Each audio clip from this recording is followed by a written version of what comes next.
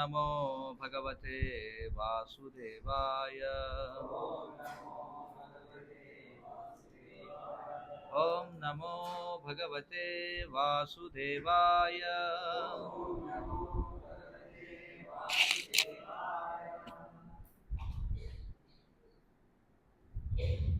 హరే కృష్ణ.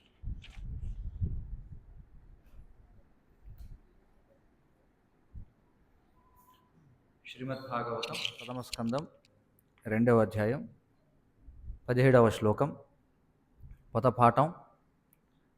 అందరూ చెప్పండి. శృణ్వతాం స్వకథాః కృష్ణః పుణ్య శ్రవణ కీర్తనః హృది అంతఃస్థః హి అభద్రాణి విధునోతి సుహృత్ సతాం. శృణ్వతాం స్వకథాః కృష్ణః పుణ్యశ్రవణకీర్తనః హృద్యంతస్థో హ్యభద్రాణి విధునోతి సుహృత్సతాం. శృణ్వతాం స్వకథాః కృష్ణః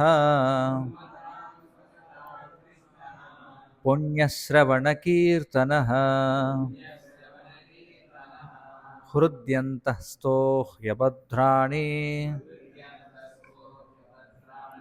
విధునోతి సుహృత్సతాం. శృణ్వతాం స్వకథాః కృష్ణః పుణ్యశ్రవణకీర్తనః హృద్యంతస్థో హ్యభద్రాణి విధునోతి సుహృత్సతాం. చెప్తారు ఎవరు? శ్లోకం చదువు. శృణ్వతాం స్వకథాః కృష్ణః పుణ్యశ్రవణకీర్తనః హృద్యంతస్థో హ్యభద్రాణి విధునోతి సుహృత్సతాం. శృణ్వతాం స్వకథాః కృష్ణః పుణ్యశ్రవణకీర్తనః హృద్యంతస్థో హ్యభద్రాణి విధునోతి సుహృత్సతాం. శృణ్వతాం స్వకథాః కృష్ణః పుణ్యశ్రవణకీర్తనః హృద్యంతస్థో హ్యభద్రాణి విధునోతి సుహృత్సతాం. శృణ్వతాం స్వకథాః కృష్ణః పుణ్యశ్రవణకీర్తనః హృద్యంతస్థో హ్యభద్రాణి విధునోతి సుహృత్సతాం. మాతాజీలు ఎవరిని చదువుతారా శ్లోకం?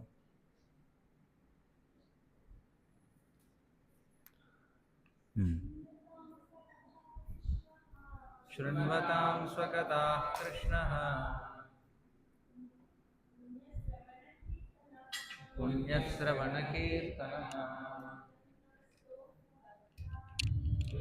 తస్థో హ్యభద్రాణి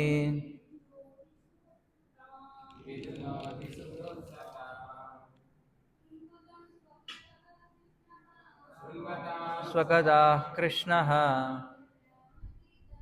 పుణ్యశ్రవణకీర్తనః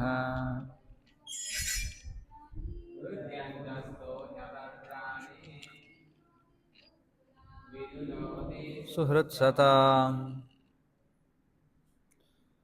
ప్రతిపదార్థములు.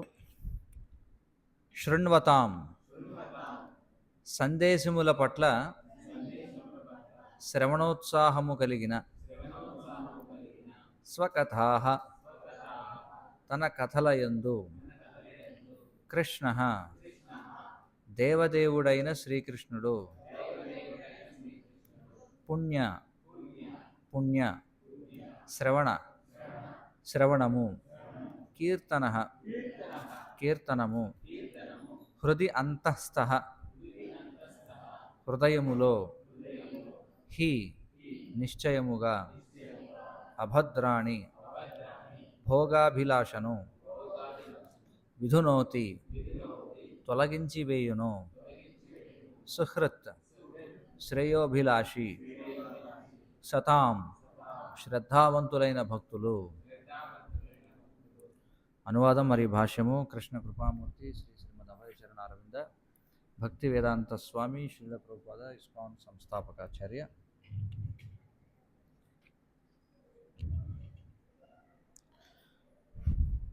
పరమాత్మగా సర్వజీవ హృదయములలో నిలిచినవాడు, శ్రద్ధావంతులైన భక్తుల శ్రేయోభిలాషి అయినటువంటి శ్రీకృష్ణ భగవానుడు చక్కగా శ్రవణ కీర్తనములు జరిగినప్పుడు పుణ్యప్రదములైన తన దివ్య లీలా కథల పట్ల శ్రవణోత్సాహమును పెంపొందించుకున్న భక్తుని హృదయము నుండి భౌతిక సుఖాభిలాషను తొలగించి వేస్తున్నాడు.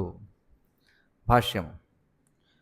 దేవదేవుడైన శ్రీకృష్ణుని కథా విషయము శ్రీకృష్ణునికి అభిన్నము కనుకనే అపరాధరహితమైన కృష్ణ లీలా కీర్తనమును శ్రవణమును చేసినచో అక్కడ శ్రీకృష్ణుడు స్వయంగా దివ్యమైన శబ్దరూపంలో నిలిచి ఉంటాడని అర్థమవుతున్నది. అలాంటి శబ్దరూపము శ్రీకృష్ణునితో సమాన శక్తి సామర్థ్యములు కలిగినటిది. శ్రీకృష్ణుని పవిత్ర నామము ఆ దేవదేవుని సర్వశక్తి సామర్థ్యములను కలిగి ఉన్నదని మరియు ఆ భగవానుడు తన అనంత నామములలో సమానమైన శక్తిని నింపి ఉన్నాడని శ్రీ చైతన్య మహాప్రభు తమ శిక్షాష్టకములో ప్రకటించి ఉన్నారు. ఎవరైనా పవిత్ర నామమును శ్రద్ధ నమ్రతతో అనువైన సమయమునందు కీర్తించవచ్చు. అలాంటి కార్యమునకు నిర్దిష్ట సమయమేదీ లేదు. పరమ దయాళువైన శ్రీకృష్ణ భగవానుడు మన ఎదుట దివ్య శబ్ద రూపమున స్వయముగా ప్రత్యక్షమవడానికి సిద్ధపడి ఉన్నాడు. కానీ దురదృష్టవశాత్తు మనకు అతని నామమును కర్మలను కీర్తించుటలోనూ శ్రవణము చేయుటలోనూ ఏమాత్రము రుచి కలుగుటలేదు.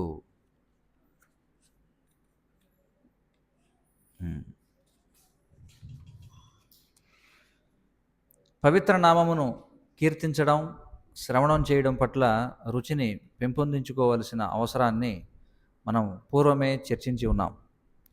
అలాంటి కార్యము శ్రీకృష్ణ భగవానుని యొక్క శుద్ధ భక్తుని సేవా విధానము ద్వారా శీఘ్రమే సిద్ధించగలదు.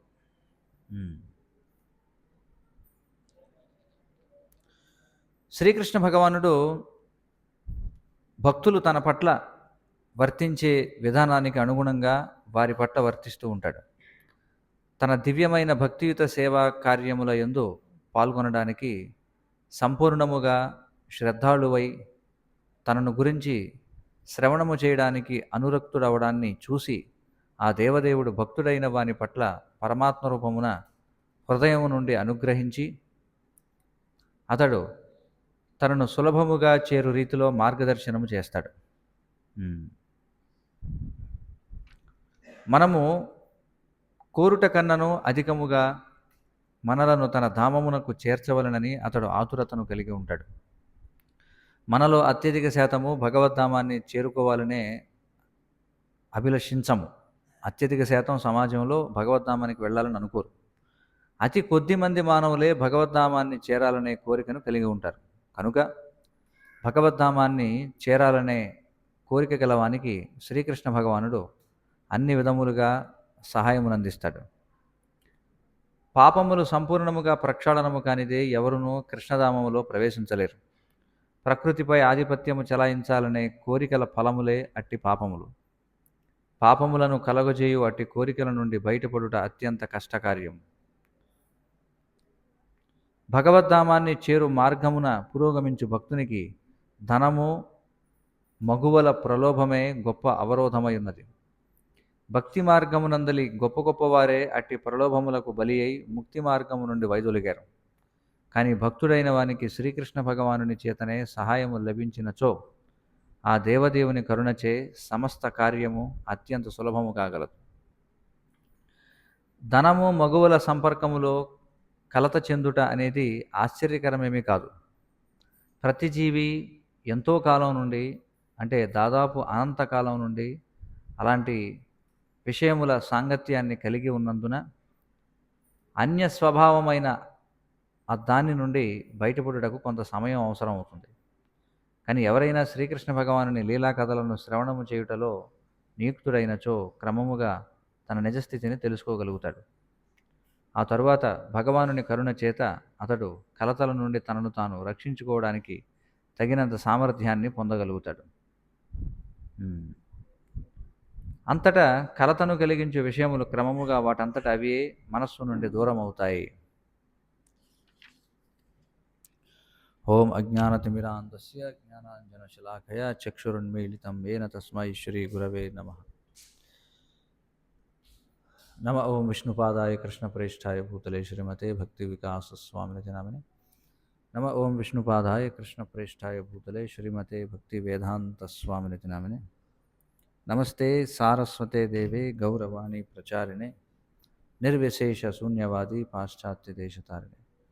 జై శ్రీకృష్ణ చైతన్య ప్రభు నిత్యానంద శ్రీ అద్వైత గదాధర శ్రీవాసాది గౌరభక్త బృంద. హరే కృష్ణ కృష్ణ కృష్ణ హరే హరే, హరే రామ రామ రామ హరే హరే. హరే కృష్ణ. ఆదివారం సత్సంగ కార్యక్రమానికి అందరికీ స్వాగతం. ఈరోజు మనం శ్రీమద్ భాగవతం మొదటి స్కంధం 2వ అధ్యాయం 17వ శ్లోకం. చాలా చక్కటి శ్లోకం ఇది, చాలా ముఖ్యమైన శ్లోకం కూడా. శృణ్వతాం స్వకదా కృష్ణ పుణ్యశ్రవణ కీర్తన హృద్యంతస్థో హ్యభద్రాణి విధునోతి సుహృత్సతాం అనేటువంటిది. పరమాత్మగా సర్వజీవ హృదయములలో నిలిచినవాడు, శ్రద్ధావంతులైన భక్తుల శ్రేయోభిలాషి అయిన శ్రీకృష్ణ భగవానుడు చక్కగా శ్రవణ కీర్తనములు జరిగినప్పుడు పుణ్యప్రదములైన తన దివ్య లీలా కథల పట్ల శ్రవణోత్సాహమును పెంపొందించుకున్న భక్తుని హృదయం నుండి భౌతిక సుఖ అభిలాషలను తొలగించి వేస్తున్నాడు అని చెప్పారు. మొదటి విషయం మనం తెలుసుకోవాల్సింది, పరమాత్మ అంటే ఏమిటి అసలు? ముందు అసలు ఆత్మ అంటే ఏమిటి? పరమాత్మ గురించి తర్వాత ఆలోచించవచ్చు. అసలు ఆత్మ అంటే ఎవరు? ఎవరు ఆత్మ అంటే?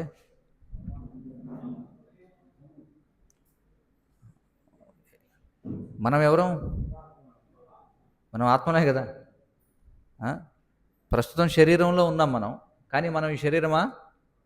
మనం ఈ శరీరం కాదు, మనం ఆత్మ. ఇది మొట్టమొదటి విషయం మనం తెలుసుకోవాల్సింది. ఎవరు తెలుసుకోవాలి ఇది అంటే, ఎవరైతే ఆధ్యాత్మిక జీవనాన్ని గడపాలని అనుకుంటారో వారందరూ తెలుసుకోవాల్సినటువంటి మొట్టమొదటి విషయం, మనం ఈ శరీరం కాదు. ఇదేమిటి, ఇన్నాళ్ళు మనం శరీరం అనుకునే జీవిస్తే ఉన్నట్టుండి మీరు ఈ శరీరం కాదంటారు ఏమిటండి? కానీ ఇది వాస్తవం.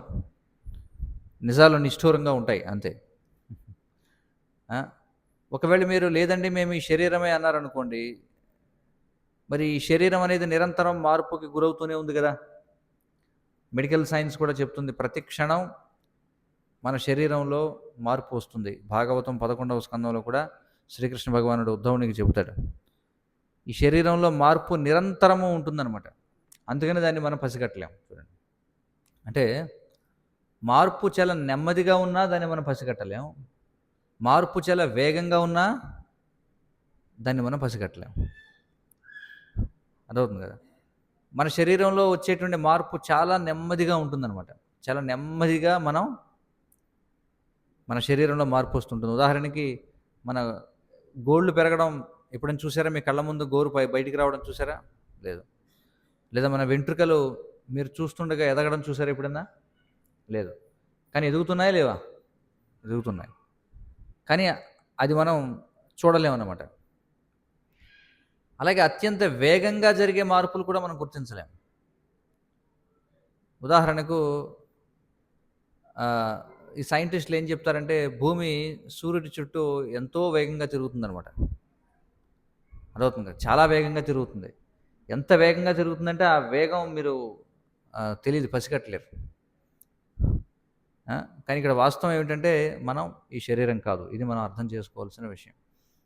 ఏ విధంగా మనం ఈ శరీరం కాదు అది తెలుసుకోవడం చాలా సులభం. మనకి భగవద్గీత చదివితే చాలా సులభంగా అర్థమవుతుంది. ఆ! ఎందుకంటే మనం ఈ శరీరంలో ఉన్నటువంటి వాళ్ళం. ఎప్పుడైతే ఒక వ్యక్తి మరణిస్తాడో అప్పుడు మనం ఏమంటాం? ఏ మాట వాడతాం అక్కడ? చనిపోయాడు. చని అంటే అర్థం ఏమిటి? చని అంటే బయలుదేరడం అని అర్థం. ఇంగ్లీష్‌లో అయితే పాస్డ్ అవే అని చెప్పి అంటారు. పాస్డ్ అవే అంటే వెళ్ళిపోయాడు. ట్రైన్ పాస్డ్ అవే అన్నాం అనుకోండి, ట్రైన్ దాటిపోయింది అంటే. అలాగే మనం కూడా పాస్డ్ అవే అంటే మనిషి వెళ్ళిపోయాడు. ఆ! చాలా సులభంగా అర్థం చేసుకోవచ్చు ఈ విషయాన్ని.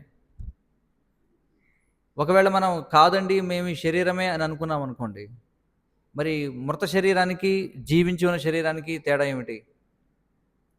అనుకుందాం. పోనీ మనం ఆత్మ కాదు అని పక్కన పెట్టాం. మనం శరీరమే అనుకుందాం. ఆ! మన శరీరమే అయితే మరి జీవించి ఉన్నవాడికి, మరణించిన ఉన్నవాడికి ఏమిటి తేడా? మరణించిన వాడికి చైతన్యం ఉండదు. జీవించి ఉన్నవాడికి చైతన్యం ఉంటుంది. మరి చైతన్యం అనేది దేని యొక్క ఫలితం?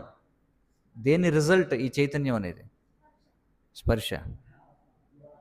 ఆత్మ లేదు కదా! మనం ఆత్మను అంగీకరించట్లా ఇప్పుడు. ఆత్మ అంగీకరించకుండా మనం ఈ శరీరమా కాదా అనేది అధ్యయనం చేయడానికి ప్రయత్నం చేస్తున్నాం. కాబట్టి ఆత్మని పక్కన పడేస్తే మనం ఈ శరీరమే అనుకుంటే నేను అడిగే ప్రశ్న ఏమిటంటే జీవించి ఉన్న శరీరానికి, శవానికి తేడా ఏమిటంటే చైతన్యము అని అన్నారు. నేను అడిగే ప్రశ్న ఏమిటంటే ఈ చైతన్యం మరి ఎక్కడి నుంచి వస్తుంది? దేని ఫలితం ఈ చైతన్యం?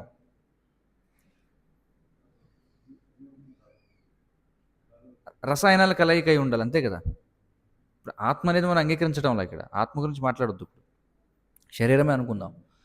అప్పుడు ఈ చైతన్యం అనేది దేని యొక్క అంటే ఇప్పుడు మరణించిన శరీరంలో చైతన్యం ఉండదు. జీవించిన శరీరంలో జీవించి ఉండడం అంటే చైతన్యం ఉంటేనే. చైతన్యం అంటే కదలిక, కాన్షియస్‌నెస్ అని చెప్పి అంటాం. అంతే కదా! అంటే ఎప్పుడైతే వ్యక్తి మరణించాడని అంటామో అప్పుడు చైతన్యం అనేది పోతుంది. అంతే కదా! చైతన్యం పోతుంది. మరి ఆహ్, అప్పుడు చైతన్యం పోతుందని అన్నప్పుడు అప్పుడు కూడా సులభంగా అర్థమవుతుంది మనం శరీరం కాదని. అంతేనా కదా! శరీరం అలాగే ఉంటుందా లేదా? మరణించిన తర్వాత శరీరం అలాగే ఉందా లేదా? శరీరం అలాగే ఉంది కదా!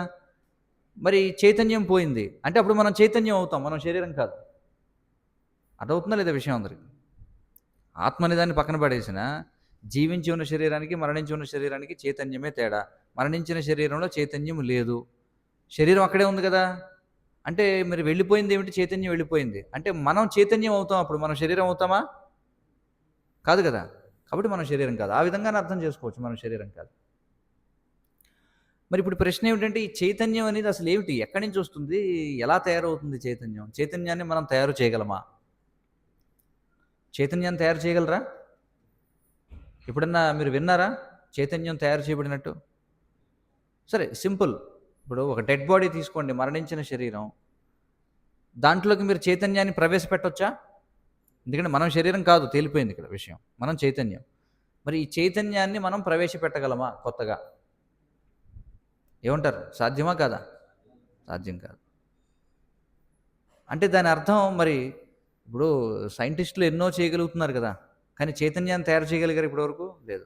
అంటే చైతన్యం అనేది భౌతిక పదార్థముల యొక్క సమ్మేళనం కాదు. It's not a result of chemical combination. రసాయనాలు కలపడం వల్ల చైతన్యం అనేది రాదు. అంతే కదా! చైతన్యాన్ని పోగొట్టొచ్చు కానీ రసాయనాలను ఉపయోగించి చైతన్యాన్ని తీసుకురాగలమా? తీసుకురాలేం. చూడండి. అంటే ఒక టాబ్లెట్ ఏసి మనిషిని చంపొచ్చా లేదా? అంతెందుకు మిథైల్ ఐసోసైనైడ్, సైనైడ్ అంటారు కదా! దాన్ని ఒక్క ఊరికే నాలుక కొనలో కొద్దిగా ముట్టించామనుకోండి ఏమవుతుంది వెంటనే? మరి అలాంటి వేరే రసాయనం ఏదన్నా ఉందా ప్రాణం తీసుకొచ్చేది? లేదు. కాబట్టి మనం శరీరం కాదు, మనం చైతన్యం. కాబట్టి చైతన్యం అనేది భౌతిక పదార్థాలతో తయారయ్యేది కాదు. ఎందుకంటే అలా అనుకుంటే ఇప్పటికే చూడండి ఎన్నో రకరకాల కాంప్లెక్స్ కెమికల్స్ తయారు చేస్తున్నారు కదా! ఎన్నో సంక్లిష్టమైనటువంటి రసాయనాలు తయారు చేస్తున్నారా లేదా సైంటిస్టులు? మీరు ఏదైనా ఒక టానిక్ కానీ ఒక ట్యాబ్లెట్ కానీ చూస్తే అందులో ఏమేమి వాడారు అనేది ఉంటుంది కదా లిస్ట్. ఈ కెమికల్ వాడారు, ఈ కెమికల్ వాడారు, ఈ కెమికల్ వాడారు, ఇవన్నీ ఉంటాయి, కాంపోనెంట్స్ ఉంటాయి. మరి అలాగా ఇప్పటివరకు ఏదన్నా ఒక ఇంజెక్షన్ చేసి నిజంగా కెమికల్స్ వల్లే చైతన్యం తయారవుతుంది అనుకుంటే ఈ పాటికి సైంటిస్టులు కనిపెట్టి ఉండాలి. మరణించిన ప్రతి ఒక్కడికి ఇంజెక్షన్ చేస్తే మళ్ళీ బతకడం వాడు. అలా జరుగుతుంది ఎక్కడన్నా? లేదు. కాబట్టి ఇది మనం అందరం అర్థం చేసుకోవాలి. వీఆర్ నాట్ దిస్ బాడీ, మనం ఈ శరీరం కాదు, మనం చైతన్యము. మరి ఆ చైతన్యం ఎవరంటే ఇది ఆత్మ యొక్క లక్షణం చైతన్యం అనేది. మరి మన శరీరంలో చైతన్యం అనేది శరీరం అంతా వ్యాప్తి చెంది ఉందా లేదా? ఇప్పుడు ఇంకోటి మనం నెక్స్ట్ లెవెల్కి వెళ్దాం. తర్వాత లెవెల్, మొదటిది మనకు అర్థమైంది మనం శరీరం కాదనేది అర్థమైపోయింది. ఇప్పుడు చైతన్యాన్ని పట్టుకుంటే ఈ చైతన్యం అనేది ఇప్పుడు మనిషి జీవించి ఉన్నప్పుడు వాడికి ఏదైనా ముళ్ళు దిగింది అనుకోండి, తెలుస్తుంది కదా వెంటనే వాడికి తెలుస్తుంది. కాలిలో ముళ్ళు దిగినా తెలుస్తుంది, తల మీద ఏదన్నా పడినా తెలుస్తుంది, వెనకాల వీపు మీద దోమ కుట్టినా చీమ కుట్టినా తెలుస్తుందా లేదా? అంటే శరీరంలో ఏ భాగంలో ఏం జరిగినా మనకు తెలుస్తుంది. అంటే దాని అర్థం చైతన్యం అనేది శరీరం అంతా వ్యాపించి ఉందనే కదా. ఉందా లేదా? ఉంది. అయితే ఒక్కొక్కసారి మనిషి కోమాలోకి వెళ్ళిపోతాడు, తెలుసు కదా, కోమాలోకి వెళ్ళిపోవడం అంటారు. మరి కోమాలోకి వెళ్ళినప్పుడు అతని శరీరంలో చైతన్యం ఉంటుందా? శ్వాస ఆడుతుంది, కానీ అనేది శరీరంలో చైతన్యం ఉంటుందా? ఎక్కడన్నా వాడిని తట్టామనుకోండి ఇలా తెలుస్తుందా? వాడిని పొడిచామనుకోండి తెలుస్తుందా? తెలియదు కోమాలో ఉన్నవాడికి. అంటే ఈ చైతన్యానికి కూడా ఏదో ఒక మూలం అనేది ఉందన్నమాట. అంటే ఇది శరీరంలో ఇప్పుడు చూడండి, మనకి మనం నిద్రపోతున్నప్పుడు స్వప్నం వస్తుంది, కల వస్తుంది కదా. లేకపోతే మనం కళ్ళు మూసుకున్నాం అనుకోండి, మరి చూడండి మీరు ఎప్పుడైతే కళ్ళు మూసుకుంటారో మీకు మీ చైతన్యం అంతా కూడా ఇక్కడే ఈ ముఖం దగ్గరే ఉన్నట్టుగా అనిపిస్తుంది, అవునా కదా. కాబట్టి చైతన్యం అనేది ఆత్మ యొక్క శక్తి. ఏ విధంగా అయితే ఒక గదిలో మనం దీపం వెలిగించామనుకోండి, దీపం వెలిగిస్తే ఏమవుతుంది? దీపం ఒక దగ్గరే ఉంటుంది, కానీ దాని వెలుగు మాత్రం గదంతా కూడా విస్తరిస్తుంది. అలాగే శరీరంలో ఆత్మ అనేది ఒక ప్రదేశంలో ఉంటుంది, కానీ ఆ ఆత్మ యొక్క వెలుతురైనటువంటి చైతన్యం మాత్రం శరీరం అంతా కూడా విస్తరిస్తుంది. ఒక్కోసారి మనకి పక్షవాతం వస్తుంది, పక్షవాతం వచ్చినప్పుడు ఒక పక్క పనిచేయదు, స్పర్శ అనేది ఉండదు. ఇది ఆత్మ గురించి. అయితే ఈ శరీరంలో మనం చేసేటువంటి కార్యకలాపాలు అవి మనం స్వతంత్రంగా చేయగలమా లేదా చెప్పండి. మనం మన శరీరంలో మీరు ఒకసారి చూసుకోండి, మన శరీరంలో ఏవైతే రకరకాల యాక్టివిటీస్ జరుగుతున్నాయో, శ్వాస తీసుకోవడం, గుండె కొట్టుకోవడం, రక్త ప్రసరణ, అలాగే ఆకలి వేయడం, ఆకలి వేయకపోవడం, జీర్ణం అవ్వడం, జీర్ణం అవ్వకపోవడం, మీ శరీర అవయవాలు కదలడం, ఇవన్నీ ఏవైతే ఉన్నాయో అవి మనం ఎంత కావాలనుకుంటే అంతగా చేయగలమా మనం? ఉదాహరణకి మనం నేల మీద నడవగలం, కానీ ఎంతసేపు నడవగలం? అది కూడా పరిమితిగా ఉంది. గాలిలో ఎగరగలమా? ఎగరలేం. అంటే మన శరీర కలాపాలన్నీ కూడా వీటికి ఒక పరిమితి అనేది ఉందా లేదా? పరిమితి అనేది ఉంది. అయితే మనమే ఒకవేళ పూర్తిగా నియంత్రించేటట్టయితే దీనికి పరిమితి ఎందుకు ఉంటుంది? నిజంగా మన శరీర కలాపాలన్నీ మనమే నియంత్రిస్తున్నామని అనుకుంటే అప్పుడు గుండె ఆగిపోయింది అంటారు ఒక్కోసారి. మళ్ళీ గుండెను మనం కొట్టించుకోవచ్చు కదా, అవుతుందా? అది అవడంలా మనం పోనీ శ్వాస బలవంతంగా ముక్కు మూసుకొని నోరు మూసుకొని ఉందామని ప్రయత్నం చేసామనుకోండి, ఎంతసేపు ఉండగలం? ఉండలేరు కదా. మళ్ళీ బలవంతంగా శ్వాస తీసుకుంటారు. కళ్ళు మూసుకుని అలాగే ఉండమని చెప్తాను, ఎంతసేపు ఉండగలరు? ఉండలేరు. అంటే ఖచ్చితంగా మన శరీరంలో ఈ రకరకాల పనులు చేయడానికి మనకి కొంత స్వతంత్రత ఉంది, కానీ పూర్తి స్వతంత్రత ఉందా? లేదు. అంటే దాని అర్థం మనం నియంత్రించబడే వాళ్ళమా, నియంత్రిస్తున్న వాళ్ళమా? నియంత్రించబడుతున్నాం. నియంత్రించబడుతున్నాం అంటే నియంత్రించేవాడు ఇంకొకడు ఎవడో ఉన్నాడా లేదా? ఉన్నాడు కదా. ఆ నియంత్రించేవాడు ఏం చేస్తున్నాడు? ఆయనే మొత్తం మనకి ఎప్పుడు నిద్ర రావాలి, ఎప్పుడు మేలుకోవాలి, ఎప్పుడు ఆకలేయాలి, ఎప్పుడు ఆకలేయకూడదు, ఏది గుర్తుండాలి, ఏది మర్చిపోవాలి, ఏది అర్థం కావాలి, ఏది అర్థం కాకూడదు, గుండె ఎంతసేపు కొట్టుకోవాలి, శ్వాస ఎంతసేపు ఆడాలి, రక్త ప్రసరణ ఆడాలా లేదా, ఇవన్నీ కూడా నియంత్రించబడుతున్నాయి, మన చేతిలో లేవు. ఇప్పుడు నేను అడుగుతాను మిమ్మల్ని ఏమిటంటే, నిన్న ఖచ్చితంగా ఇదే సమయానికి మీరు ఏం చేస్తున్నారు అంటే ఎంతమంది చెప్పగలరు? కాసేపు ఆలోచించి చెప్పగలవచ్చు, టక్మని చెప్పగలరా వెంటనే? లేదు. మొన్న గురించి అడుగుతాను. మొన్న ఇదే సమయానికి మీరు ఏం చేస్తున్నారు? చెప్తారా ఎవరైనా? పోనీ రేపు ఇదే సమయానికి మీరు ఏం చేస్తారు? చెప్పగలరా ఎవరైనా? చెప్పలేరు. అంటే ఇవన్నీ కూడా మన నియంత్రణలో లేవు. మరి నియంత్రించేవారు ఎవరో ఉన్నారు. అతనినే ఏమంటారంటే పరమాత్మ అని చెప్పి అంటారు. ఎవరది? పరమాత్మ. ఈ పరమాత్మ మన శరీర కార్యకలాపాలన్నిటిని కూడా నియంత్రిస్తూ ఉన్నాడు. అంతే కదా, నియంత్రిస్తూ ఉన్నాడు. మనం చక్కగా ఇక్కడ కూర్చొని ప్రవచనం వింటున్నాం. అందరూ కూడా ఖచ్చితంగా ఇక్కడికి వచ్చేటప్పుడు ఉదయం అల్పాహారం తీసుకుని వచ్చి ఉంటారు కదా, బ్రేక్ఫాస్ట్ చేసి వచ్చి ఉంటారా లేదా? సరే, అందరూ కూడా ఏదో అల్పాహారం తీసుకుని వచ్చారు, తీసుకుని వచ్చి ఇక్కడ కూర్చున్నారు. మీరేమన్నా ప్రతిరోజు తిన్న తర్వాత ఒక 10 నిమిషాలు కూర్చొని జీర్ణం చేస్తున్నారా? అంటే ధ్యానం చేసి ఓకే సరే ఇప్పుడు ఆహారం లోపలికి వెళ్ళింది, పొట్టలోకి వెళ్ళింది, ఇది పేగులోకి వెళ్ళింది. చాలామందికి అసలు ఏం జరుగుతుందో తెలియదు.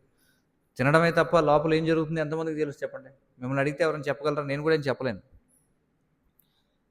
మనం తీసుకునేటువంటి ఆహారం అది ఏ విధంగా జీర్ణం అవుతుంది, ఏ విధంగా ఆ శక్తి శరీరం అంతా విస్తరిస్తుంది, వ్యర్థ పదార్థం ఏ విధంగా మలమూత్రాల రూపంలో బయటకు వస్తుంది, ఈ వ్యవస్థ మీకు ఎవరికైనా తెలుసా?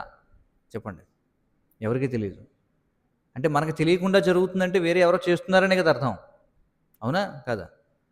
మరి ఇంత స్పష్టంగా ఉంది ఇందులో. ఎవరు చేస్తున్నారంటే దానినే పరమాత్మ అని చెప్పి అంటారు. పరమాత్మ ఇవన్నీ కూడా చేస్తున్నాడు అనమాట. కాబట్టి మనం మన శరీరంలో మనం ఏది పని చేయాలన్నా సరే అది పరమాత్మ యొక్క కృప వలనే జరుగుతుందన్నమాట. పరమాత్మ అనుగ్రహించకపోతే మనం ఏమీ చేయలేం. నిన్న చేసిన అదే పని ఇవాళ చేయలేం. మళ్ళీ చూడండి, ఇవాళ చేయలేని పని మళ్ళీ రేపు చేయగలగవచ్చు. ఇలా చాలాసార్లు జరుగుతుంటుందా లేదా చెప్పండి? అదే విషయం నిన్న బాగా గుర్తుంటుంది, ఉన్నటువంటి ఇప్పుడు మర్చిపోతాం. అంటే ఇవన్నీ కూడా నియంత్రించబడుతున్నాయి. ఇది మనం అర్థం చేసుకోవాలి. కాబట్టి ఇక్కడ ఏం చెప్తున్నారంటే పరమాత్మగా, మరి పరమాత్మ ఎక్కడుంటాడు? అసలు ఆత్మ ఎక్కడుంటాడు చెప్పండి? శరీరంలో హృదయ భాగంలో ఉంటాడు. చూడండి, ఎందుకంటే గుండె కొట్టు కూడా ఆగిపోయింది అనుకోండి, మొత్తం మనం మరణించినట్టే.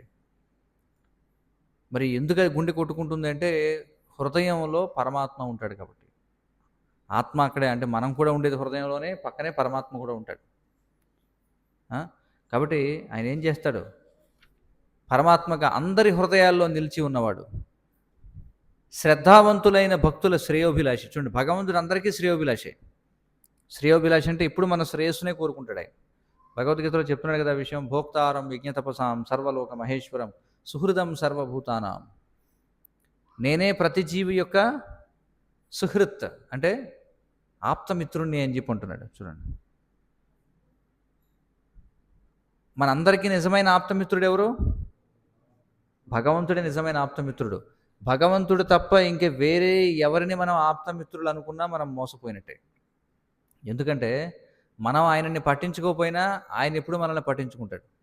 మనం అసలు ఆయన్ని ఒక్కసారి కూడా స్మరించకపోయినా ఆయన ఎప్పుడు కూడా మన స్మరణలోనే ఉంటాడు. లేకపోతే మన దేహ కలాపాలు ఎలా జరుగుతున్నాయి?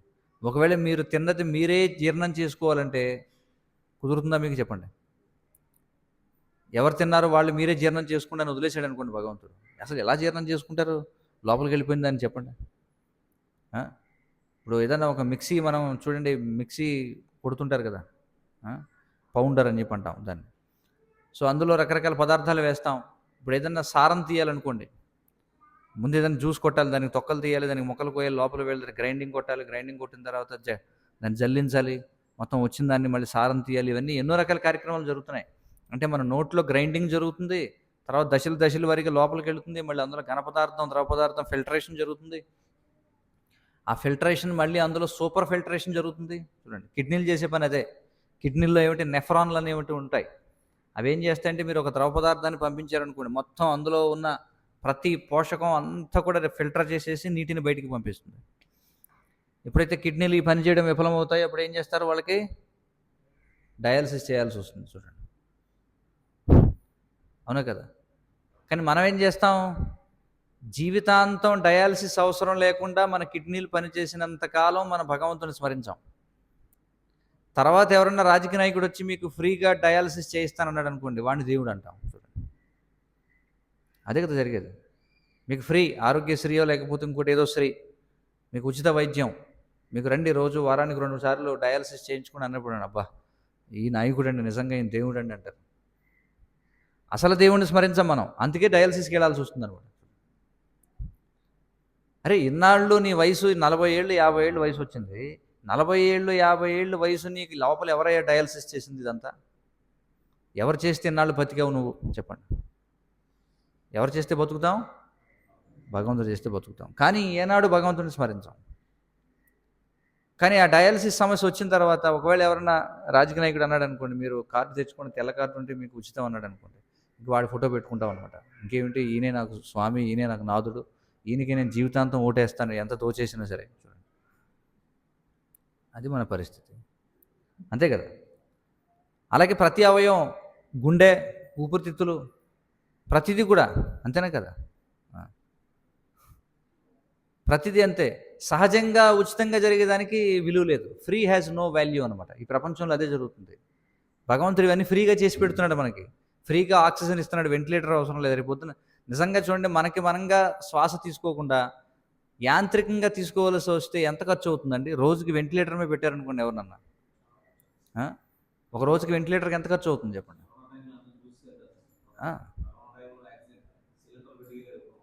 కదా. ఇప్పుడు ఒకవేళ భగవంతుడు ఆపేసి ఒరే మీ మీ ఖర్చు ఏదో మీరు పెట్టుకోండి, నేను ఇంకా శ్వాస నేను ఆ డిపార్ట్మెంట్ వదిలేసి అన్నాడు అనుకోండి, ఏం చేయాలి మనం? ఒక సిలిండర్ సరిపోతుందా మనకి? వెనకాల ఒక స్కూల్ బ్యాగ్ లాగా సిలిండర్ వేసి తిరగాలి. అర్థమవుతుంది కదా. అంటే ఒకసారి ఆలోచించండి. అందుకే కృష్ణుడు ఏమంటాడంటే, నేనే అందరికీ ఆప్తమిత్రుణ్ణి అని చెప్పుకుంటున్నాడు. మనం మర్చిపోయాం ఇవన్నీ. మనం అసలు ఇవన్నీ జరుగుతున్నట్టు కూడా మనకు తెలియదు. మనం ఏమన్నా ప్రతిక్షణం ఆలోచిస్తామా? దయచేసి సైలెంట్ మోడ్లో పెట్టండి ఫోన్. మనం ఎప్పుడైనా ఆలోచిస్తామా చెప్పండి? అరే నేను ఈరోజు తిన్నాను కదా, సాయంత్రానికి జీర్ణం అవుతుందా లేదా అని మనం ఏమైనా టెన్షన్ పడ్డాం ఎప్పటికన్నా? ఏమంటారు? పడుకున్న వాళ్ళం మళ్ళీ మనం లేస్తామా లేదా అని టెన్షన్ ఏమైనా ఉందా ఎవరికన్నా?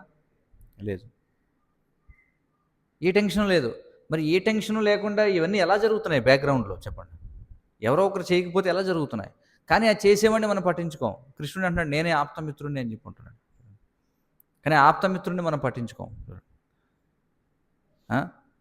సర్వజీవ హృదయాలలో నిలిచిన వాడును, శ్రద్ధావంతులైన భక్తుల శ్రేయోభిలాషును. అందరికీ ఆయన శ్రేయోభిలాషి. కానీ ఎవరైతే ఇది తెలుసుకొని ఓహో ఇవన్నీ చేసేది ఆ భగవంతుడు అన్నమాట అని ఎవరైతే ఆ భగవంతుడి గురించి తెలుసుకుంటారో వాళ్ళ పట్ల ఇంకా ప్రత్యేకమైన శ్రద్ధ వహిస్తాడు భగవంతుడు. ఇది ఊరికే తెలుసుకుంటేనే, ఇందులో పెద్ద ఏం లేదు. మళ్ళీ ఇందులో ఓ ఇలా జరుగుతుంది అని తెలిసినంత మాత్రం చేతనే ఏం చేస్తారట? శ్రద్ధావంతులైన భక్తుల శ్రేయోభిలాషియును అగు శ్రీకృష్ణ భగవానుడు చక్కగా శ్రవణ కీర్తనములు జరిగినప్పుడు ఎవరైతే ఇప్పుడు భగవంతుడి గురించి వింటారో, అంటే ఇప్పుడు మనం అందరం కూడా ఎవరి గురించి వింటున్నాం? మనం భగవంతుడి గురించి వింటున్నాం. ఏ భగవంతుడి గురించి? మన దేహాన్ని, మన వ్యవస్థని, కేవలం ఒక దేహమే కాదు సకల దేహముల వ్యవస్థని, సంపూర్ణ గ్రహ వ్యవస్థని, మొత్తం ఈ సృష్టి అంతా కూడా నడిపిస్తున్నటువంటి భగవంతుడు ఎవరైతే ఉంటాడో, ఆయన గురించి ఎవరైనా విన్నా, ఆయన గురించి ఎవరైనా మాట్లాడినా, అలాంటి భక్తుడి హృదయంలో ఉండి ఏం చేస్తారట? భౌతిక సుఖాభిలాషను తొలగించి వేస్తారట. చూడండి, అర్థమవుతుంది కదా. మన మీద ఏమనుకుంటామంటే, మనం ఏదో కాసేపు శ్రవణం చేస్తున్నాం, కీర్తన చేస్తున్నాం, ఏదో మనం ఎవరికో సహాయం చేసినట్టుగా భావిస్తాం అనమాట. ఓ నేను ఇవాళ గంట సేపు భగవంతుడికి నేను ఏదో పుష్పాలు అర్చన చేశాను, లేకపోతే అది చేశాను, ఇది చేశాను అంటే మనం ఏదో భగవంతుడికి బెనిఫిట్ చేసినట్టుగా. చూడండి, మనం భగవంతుడికి ఏం బెనిఫిట్ చేయగలం? ఆయన మనకి చేస్తున్న దానికంటే మనం ఏమైనా ఆయనకి చేయగలమా చెప్పండి? ఆయన ప్రతిక్షణం చూడండి, మనం నిద్రపోయినా ఆయన నిద్రపోడు. ఒకవేళ పరమాత్మ నిద్రపోతే మనం మేలుకోవడం అనేది ఉండదు. చూడండి, అవునంటారు కదంటారా? మనం శుభ్రంగా కడుపు నిండా తినేసి గురక పెడుతూ నిద్రపోతాం మనం. మళ్ళీ పడుకున్నవాడు నేను లెగస్తానా లేదా అనేది ఆలోచించిన, ఎందుకంటే వాడికి తెలుసు ఖచ్చితంగా ఏదో టైంకి లేస్తానని. కానీ ఎలా లేవగలుగుతున్నావు నువ్వు? నువ్వు లేవగలుగుతున్నావు అంటే నువ్వు లేవాలి అంటే ఇంకొకటి పడుకోకుండా ఉండాలి. నేను లేపాలి కదా ఎవడో ఒకడు, అవునా కదా? నేను లేపాలా లేదా ఎవడో ఒకడు? ఎవరు లేపుతున్నారు మరి మనం పడుకున్నప్పుడు చెప్పండి? ఎవరు లేపుతున్నారు మనల్ని? భగవంతుడు లేపుతున్నాడు. ఆయన మనల్ని మేల్కొలుపుతున్నాడంటే ఆయన నిద్రపోవట్లేదని అర్థం. చూడండి, మనం గురకపెట్టి నిద్రపోతున్నప్పుడు కూడా ఆయన హృదయంలో పరమాత్మగా ఆయన చూస్తూ ఉంటాడు. సమయం ఆయన చూసుకుంటుంటాడు, టైం వాచ్మెన్ లాగా. ఓకే, ఎంత సమయం అయింది, ఇప్పుడు వీడిని మేలుకొలపాలి, టక్మని చెప్తాడు, మేలుకుంటాం. అర్థమవుతుంది కదా. అందుచేత మనం ఇవన్నీ కూడా గ్రహించాలన్నమాట. ఎందుకంటే మానవ జన్మ వచ్చింది ఈ విషయాలన్నీ తెలుసుకొని, ఓహో ప్రతీదీ కూడా ఆయనపై ఆధారపడే జరుగుతుంది. ఆయన ఇవన్నీ కూడా మనకి చేస్తున్నాడు. ఆయన ఎందుకోసం ఆయన ఇవన్నీ చేస్తున్నాడు? ఈ విషయాలు తెలుసుకొని ఎవరైతే ఆయన గురించి శ్రవణోత్సాహాన్ని పెంపొందించుకుంటారో చూడండి. కానీ మనం ఏం చేస్తున్నాం అంటే చూడండి, ఏమంటారంటే సొమ్మొకటిది సోకొకటిది అంటారు కదా, తెలుగులో ఒక సామెత ఉంది. ఇదంతానేమో భగవంతుడు ప్రతిక్షణం చేస్తుంటాడు, కానీ మనమేమో భగవంతుడి గురించి వింటామా, భగవంతుడి గురించి మాట్లాడతామా? రాజకీయాల గురించి మాట్లాడుకుంటాం, సినిమా నటుల గురించి మాట్లాడుకుంటాం, క్రీడాకారుల గురించి మాట్లాడుకుంటాం, వాళ్ళ గురించి వీళ్ళ గురించి మాట్లాడుకుంటాం. అంటే ఇక్కడ పోషింపబడేది అంతా చేసేదేమో భగవంతుడు, కానీ మనకి భగవంతుడి గురించి వినడానికి ఆసక్తి ఉండదు. చూడండి, అంటే దీనిని ఏమంటారంటే తిన్నింటి వాసాలు లెక్క పెట్టడం అంటారు కదా, చూడండి, లేకపోతే కృతజ్ఞత లేకపోవడం అంటారు దీన్ని. అందుకే 84 లక్షల జీవరాశుల్లో మానవ జీవితంలో తప్ప ఇతర జీవరాశులు ఎవరికి కూడా ఈ విధంగా అర్థం చేసుకునే సామర్థ్యం లేదు. ఆవుకి తెలియదు, ఆవు ఊరికే గడ్డి మేస్తుంది తప్ప ఆ గడ్డి ఎలాగ పాలగా రూపాంతరం చెందుతుందని తెలుసా? చెప్పండి, తెలిసేదానికి లేదు. అంటే జంతువులకి ఇవేమి అర్థం కావన్నమాట, వాటికి ఆ బుద్ధి కూడా లేదు. కానీ మనిషి మాత్రం ఇవన్నీ అర్థం చేసుకోగలడా లేదా? చెప్పండి. మానవ జన్మ పొందినప్పుడు మనం ఈ విషయాలు అర్థం చేసుకోవాలా లేదా? అర్థం చేసుకుని వీటన్నిటిని ఎవరు చేస్తున్నారు? నేనైతే చేయడంలా. నేను కేవలం తినడమే. కానీ చూడండి, తినాలన్నా ఆకలి వేయాలి, ఆకలి లేకుండా తినగలరా? లేదు. మరి ఆకలి ఎలా పుడుతుంది? చాలామందికి చాలా తినాలని ఉంటుంది, కానీ ఆకలి ఉండదు. అవునా కదా? రకరకాల 10 రకాల పదార్థాలు ఉన్నాయి. ఆ 10 రకాల పదార్థాలు తినాలన్నా ఆకలి ఉండాలి కదా లేదా? మరి ఆకలి మీ చేతిలో ఉందా? మీ దగ్గర ఏమన్నా ఉందో? ఒక ట్యాబ్లెట్ వేసుకుంటే వెంటనే ఆకలి వేసేలాగా, లేకపోతే పలానా చోటన ఏదో కీ ఇస్తే ఇలాగా వెనకాల ఏదో బట్టనీళ్ళు నొక్కగానే ఆకలి వేసేసి అలా ఏమైనా ఉందా? లేదు. ఆకలి వేస్తేనే కానీ మనం తినలేము. ఆకలి వేయాలన్నా మళ్ళీ కృష్ణుడు చెప్తున్నాడు, అహం వైశ్వానరో భూత్వా ప్రాణినాం దేహమాశ్రిత. నేనే వైశ్వానరుడి రూపంలో ప్రతి జీవి ఉదరంలో ఉండి నేనే ఆకలి పుట్టిస్తున్నాను అని చెప్పుకుంటున్నాడు ఆయన. ఆకలి పుట్టించేది ఆయనే, తినగలిగే సామర్థ్యం ఇచ్చేది ఆయనే. ఈ చెయ్యి ఇలా లేచి మనకి ముద్ద తీసుకుని నోట్లో పెట్టుకోవాలంటే పెరాలసిస్ వస్తే చేయగలమా మనం అనుకోవచ్చు. ఒకడు అంటాడు, ఏమంటాడంటే, నేను బాగా యవ్వనంలో ఉన్నప్పుడు బాగా ఎక్కువ తినే ఉండండి, మంచి సామర్థ్యం ఉండేదండి, మరి ఇప్పుడు ఎందుకు చేయలేకపోతున్నావు? ఎందుకంటే భగవంతుడు సామర్థ్యం తీసేసాడు, అంతే కదా.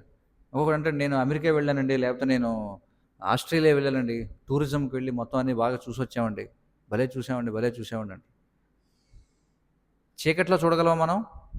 చూడలేము. చూడండి, చీకట్లో మన అరచేతిని కూడా చూసుకోలేము మనం ఇలా పెట్టుకుంటే. అర్థమవుతుంది కదా. అంటే ప్రతీదీ కూడా భగవంతుని యొక్క అనుమతి లేకుండా ఇది కూడా జరగటం లేదు. మరి ఈ విషయాన్ని కేవలం మనిషి మాత్రమే అర్థం చేసుకోగలడు. ఇంకా చెప్పాలంటే మానవ జన్మ అనేది ఉన్నది ఈ విషయం తెలుసుకొని, ఇవన్నీ ఎలా జరుగుతున్నాయో తెలుసుకుని, ఎవరి కారణం చేత జరుగుతున్నాయో తెలుసుకొని ఆయనని కీర్తించడం కోసమే. కృతజ్ఞతాభావం అంటారు దాన్ని, థ్యాంక్స్ గివింగ్ అంటారు. చూడండి, అందుకే మానవ జన్మలో మనం ప్రతిదాన్ని భగవంతునికి అర్పణ చేస్తాం. కృష్ణుడు భగవద్గీతలో చెప్తున్నాడు, భుంజతే తేత్వఘం పాప ఏ పచంత్యాత్ ఆత్మకారణాత్. చూడండి, అంటే కృతజ్ఞత అనే దాన్ని మనిషిలోంచి తీసేస్తే వాడు పశువుతో సమానం అనమాట. ఎవరి పట్ల కృతజ్ఞత? తల్లిదండ్రుల పట్ల,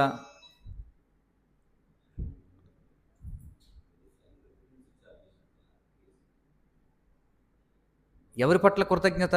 చూడండి, సాధారణంగా చాలామంది తల్లిదండ్రుల పట్ల కృతజ్ఞత ఉంటుంది, ఉద్యోగం ఇచ్చిన యజమాని మీద కృతజ్ఞత ఉంటుంది, వైద్యుల మీద కృతజ్ఞత ఉంటుంది, రాజకీయ నాయకుల మీద కృతజ్ఞత ఉంటుంది. ఉంటుందా లేదా? వీళ్ళందరికీ మనం కృతజ్ఞులై ఉండాలనుకుంటాం. కానీ వీళ్ళందరూ ఏవైతే మనకిచ్చారో అవి ఇవ్వగలిగారంటే వాళ్ళకి ఎవరిచ్చారు? అది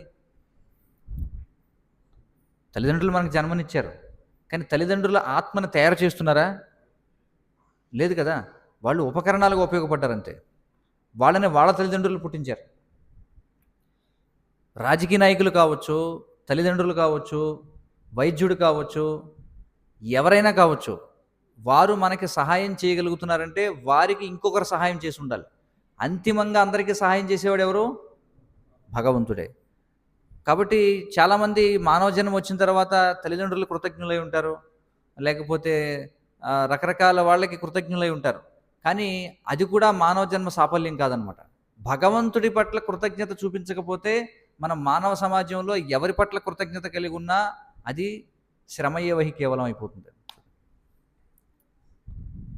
కదా. చాలామంది అదే తల్లిదండ్రులు పూజనీయులు, అవును వీళ్ళందరూ పూజనీయులే. కానీ ఎప్పుడు వీళ్ళు పూజనీయులు అంటే ముందు భగవంతుడు పూజనీయుడు. వాళ్ళు మనకి భగవంతుడి గురించిన జ్ఞానాన్ని ఇస్తే అప్పుడు వాళ్ళు కూడా పూజనీయులు అవుతారనమాట. కాబట్టి మనం వాళ్ళ పట్ల వీళ్ళ పట్ల కృతజ్ఞత చూపించి భగవంతుడి పట్ల కృతజ్ఞత చూపించకపోతే అప్పుడు కూడా మనం పశువులతో సమానమే. చూడండి, ఎందుకంటే చివరికి జంతువుల్లో కూడా మనిషి కంటే ఎక్కువ కృతజ్ఞత ఉంటుంది. ఉంటుందా లేదా? కుక్కకున్న విశ్వాసం మనిషికి కూడా ఉండదంటారు. ఎందుకు చెప్తున్నానంటే మనం అనుకోవచ్చు నాకు చాలా కృతజ్ఞత ఉందని. కానీ ఎవరి పట్ల ఉంది కృతజ్ఞత? భగవంతుడి పట్ల కృతజ్ఞత లేకపోతే నువ్వు పశువుతో సమానం. ఎందుకంటే కాకులు కూడా చూడండి, ఒక కాకి ఎక్కడైనా పడిపోయిందంటే 100 కాకులు గుమి కొడతాయి అక్కడ. పశువుల్లో కూడా ఒక కోడి కూడా తన పిల్లలందరినీ వేసుకుని తిరుగుతుంటుంది. అందరికీ సమానంగా మేత పెడుతుంది, రక్షించుకుంటూ ఉంటుంది. ఒకవేళ ఆ తల్లికి ఏమన్నా అయితే పిల్లలు కూడా వస్తాయి రక్షించడానికి. ఇవన్నీ అన్ని జీవజాతుల్లో ఉన్నాయి, మనిషిలోనూ ఉంది.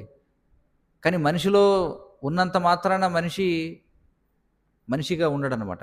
ఎప్పుడు అంటే భగవంతుడి పట్ల కృతజ్ఞత లేకపోతే.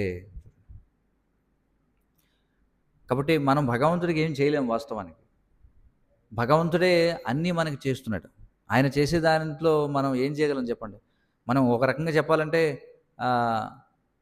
ఇదంతా జరుగుతుంది అని తెలుసుకుంటే చాలు భగవంతుడికి ఎంతో కృతజ్ఞత చూపించినట్టే.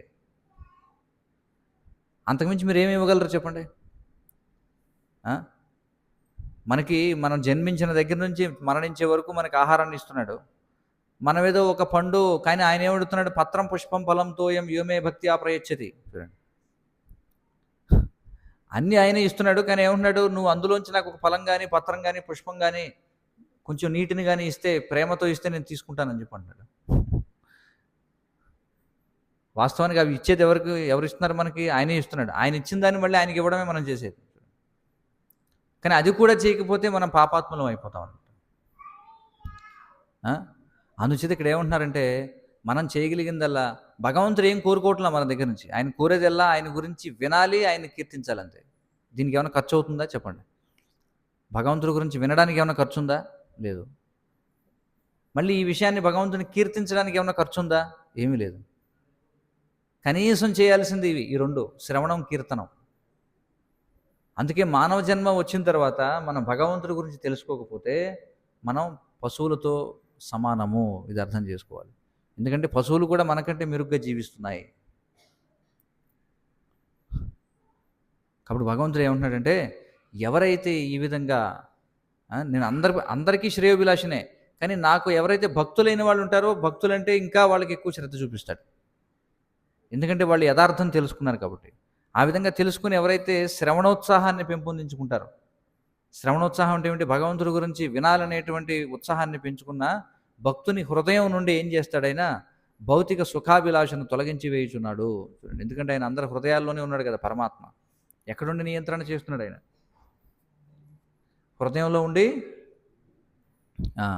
మన శరీరానికి వాస్తవానికి డ్రైవర్ ఎవరంటే పరమాత్మే డ్రైవర్ అనమాట, సారథి. మనం ఏమనుకుంటాం? ఆయన కేవలం పార్థసారథేమో అనుకుంటాం. కేవలం అర్జునుడి రథానికే సారథి అనుకుంటున్నాం మనం. కాదు, మన రథాలకు కూడా సారథి కృష్ణుడే. మన రథం అంటే ఏమిటి? వాహనం. ఈ శరీరం అనేది ఒక వాహనం, అంతేనే కదా? ఇంతకుముందే కదా మనం చెప్పుకున్నాం, మనం శరీరం కాదు, మనం ఆత్మ నుండి చైతన్యం అనేది వస్తుంది. కాబట్టి ఆత్మ కొన్నాళ్ళు ఈ శరీరంలో ఉంటుంది, తర్వాత వెళ్ళిపోతుంది. ఎలాగైతే మనం ఇప్పుడు మీరందరూ కార్యక్రమానికి వచ్చారు, రకరకాల వాహనాల్లో వచ్చి ఉండొచ్చు. కొంతమంది 2 వీలర్లో వచ్చి ఉండొచ్చు, కొంతమంది 4 వీలర్లో ఉండొచ్చు, కొంతమంది 3 వీలర్లో వచ్చి ఉండొచ్చు. రకరకాల వాహనాల్లో వచ్చారు. కాబట్టి ఒక వాహనాన్ని విడిచిపెట్టి ఇంకో వాహనం వేసుకుని వెళ్తుంటాం మనం. కాబట్టి ఈ శరీరం అనేది ఒక వాహనము, ఇది ఒక రథము. ఈ వాహనాన్ని నడిపేది ఎవరంటే మనం కాదు, ఆత్మ కాదు నడిపేది, పరమాత్మ నడుపుతుంది ఈ రథాన్ని. చూడండి, అందుకే ఎప్పుడైతే మనం ఆయన గురించి వింటున్నామనేటువంటి విషయాన్ని ఆయన తెలుసుకుంటాడో, వెంటనే ఏం చేస్తాడంటే మన హృదయంలో ఉన్నటువంటి భౌతిక సుఖ అభిలాషను తొలగించి వేస్తాడు. మన హృదయాన్ని పరిశుభ్రం చేస్తాడనమాట. చూడండి, ఇక్కడ ఏం చెప్తున్నారు? కృష్ణ కథ కృష్ణుడు అభిన్నము అని చెప్పుకుంటున్నారు. కృష్ణుడికి కృష్ణ కథకి తేడా లేదు. ఇప్పుడు ఉదాహరణకి మనం ఇక్కడ కృష్ణ కథ కాకుండా మనం నరేంద్ర మోడీ గురించి మాట్లాడుకున్నాం అనుకుందాం. ఇప్పుడు మనం ఇక్కడ కూర్చొని నరేంద్ర మోడీ గురించి మాట్లాడుకుంటే నరేంద్ర మోడీకి తెలుస్తుందా ఆ విషయం? తెలీదు కదా.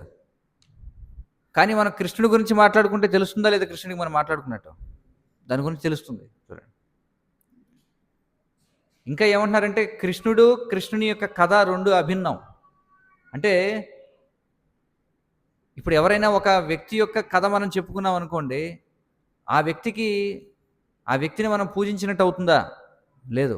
కానీ కృష్ణుని యొక్క కథ చెప్పుకుంటే మనం కృష్ణుడిని పూజించినట్టు అవుతుంది. రెండు ఒక్కటే. చూడండి, అంటే నేరుగా కృష్ణుడిని ముఖాముఖి చూస్తే ఏదైతే ఫలితం వస్తుందో, కృష్ణుని యొక్క కథ విన్నా కూడా అదే ఫలితం వస్తుంది. అందుకే అపరాధరహితమైనటువంటి కృష్ణలీల కీర్తనము శ్రవణము చేస్తే అక్కడ కృష్ణుడు స్వయంగా దివ్యమైన శబ్ద రూపంలో నిలిచి ఉంటాడని మనకు అర్థమవుతుంది. కృష్ణ అనే శబ్దానికి కృష్ణుడికి ఏమీ వ్యత్యాసం లేదు. భౌతిక ప్రపంచంలో మీరు దాహంగా ఉందనుకోండి, దాహంగా ఉంటే ఏం చేయాలి? వెళ్ళి నీరు తాగాలి. నీరు తాగితేనే దాహం తీరుతుంది. అలా కాకుండా నీరు నీరు నీరు నీరు నీరు నీరు నీరు అన్నాం అనుకోండి, ఏమవుతుంది? కాసేపటికి నోట్లో ఉన్న తడి కూడా ఆరిపోతుంది అనమాట. అంతేగాని దాహం తీరుతుందా కాసేపటికి? కారణం, నీరు అనే వస్తువు వేరు, నీరు అనే శబ్దం వేరు. అవునా? కానీ కృష్ణ అనేటువంటి శబ్దం రెండు ఒక్కటే.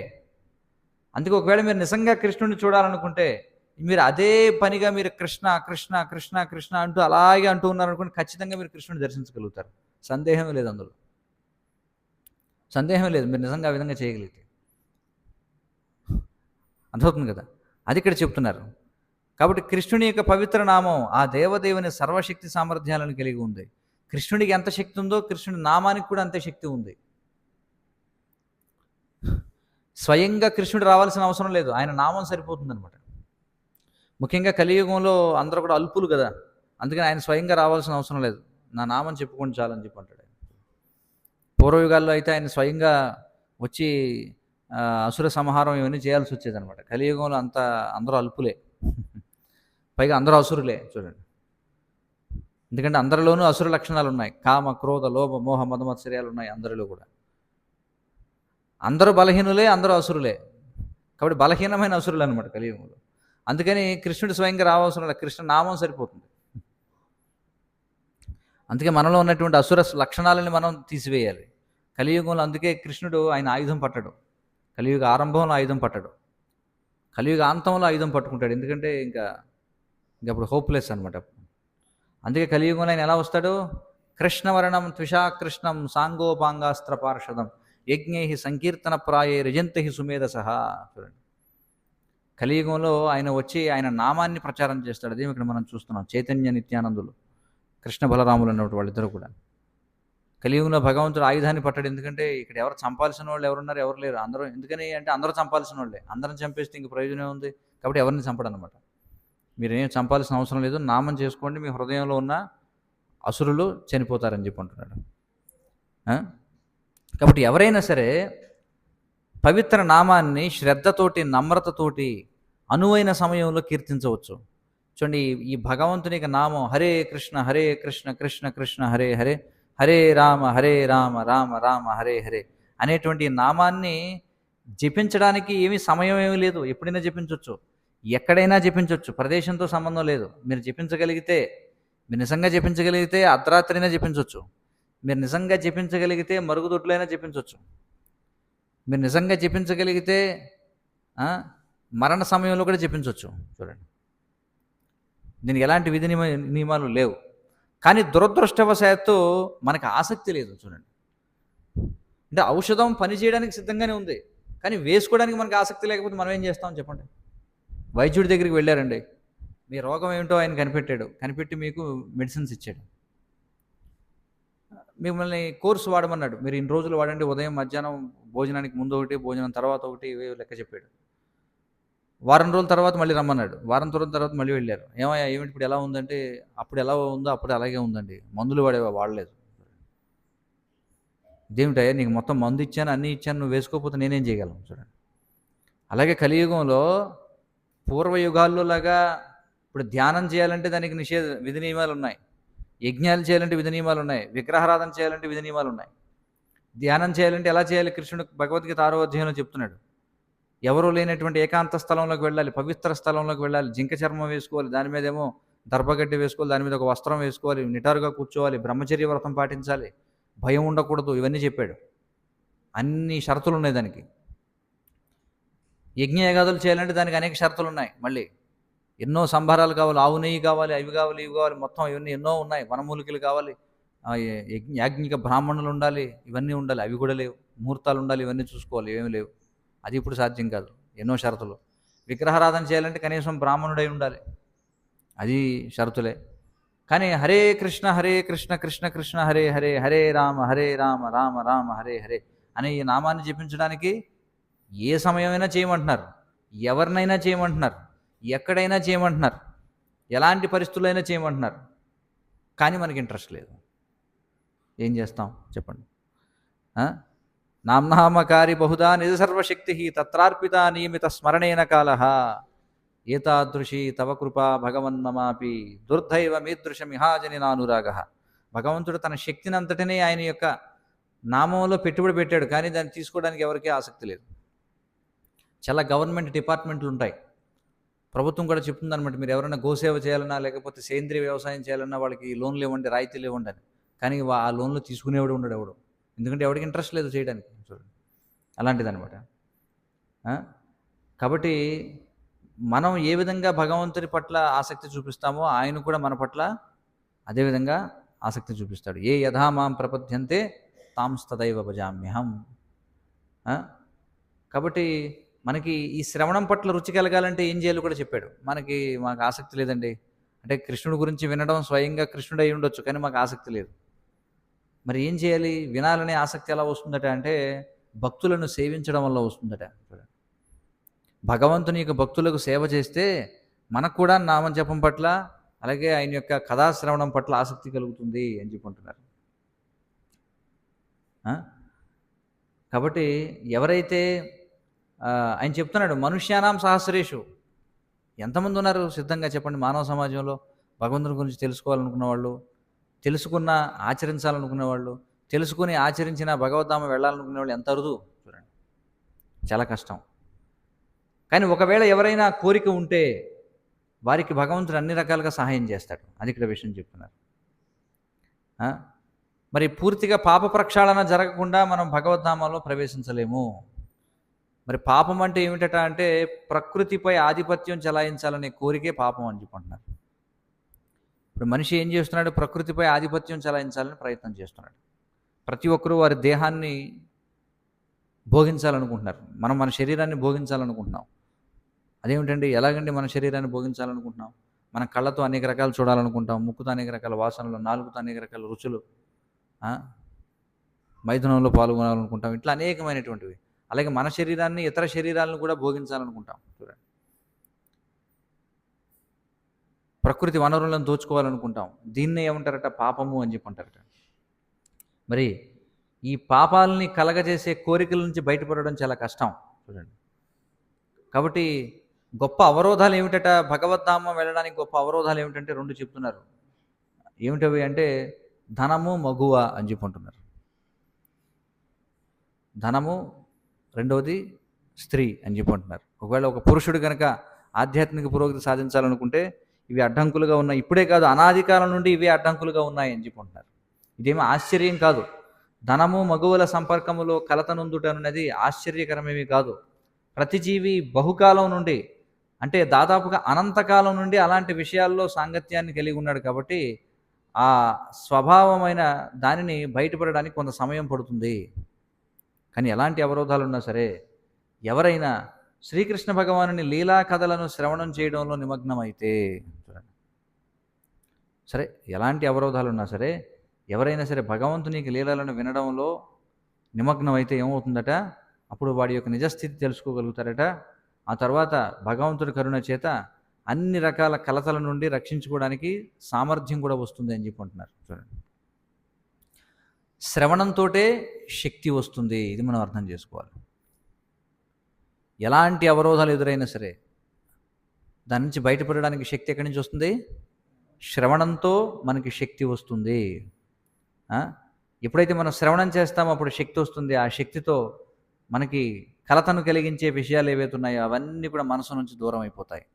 ప్రారంభంలో ఉంటాయి ఇవన్నీ అడ్డంకులు, కానీ ఎంతగా అయితే మనం శ్రవణం చేస్తామో, శ్రవణం చేయటం అంటే ఈ గ్రంథాలు చదవడం. బయట మనకి బుక్ స్టాల్ ఉంది, అందులో ప్రతి ఒక్కరు కూడా కనీసం చిన్నదో పెద్దదో ఏదో గ్రంథం తీసుకొని చదవడం మొదలుపెట్టండి. మీ దగ్గర ఇప్పటికే ఉంటే చదవండి, ఇతరులకు కూడా ఇవ్వండి. మీరు ఇతరులకు శ్రేయస్సు కలిగించాలంటే వారికి కూడా ఈ గ్రంథాలు ఇవ్వండి. కాబట్టి ఇక్కడ అన్నీ చూడండి, వరుసగా చెప్పారు మనకి. మన హృదయంలో ఉన్నటువంటి అభద్రతలను తొలగించుకోవాలంటే శ్రవణం చేయాలి. మరి శ్రవణం పట్ల ఆసక్తి లేదు. మరి శ్రవణం పట్ల ఆసక్తి రావాలంటే ఏం చేయాలి? సాంగత్యం, భక్తులకు సేవ చేయాలి అని చెప్పన్నారు. కాబట్టి సాంగత్యంలో ఉంటే అన్ని సమస్యలు కూడా తీరిపోతాయి అన్నమాట. అర్థమవుతుంది కదా? కాబట్టి మానవ జన్మలో మన యొక్క సాఫల్యం ఏమిటంటే కృష్ణుని గురించి వినడమే, కృష్ణుని కీర్తించడమే మన జీవిత విజయం. హరే కృష్ణ కృష్ణ కృష్ణ హరే హరే, హరే రామ రామ రామ హరే హరే. ఏమైనా ప్రశ్నలు సూచనలు ఉంటే చెప్పండి. ఎవరికైనా ఏమైనా ప్రశ్నలు ఉన్నాయా? ఎవరికైనా ఇప్పటివరకు చర్చించిన విషయాల్లో?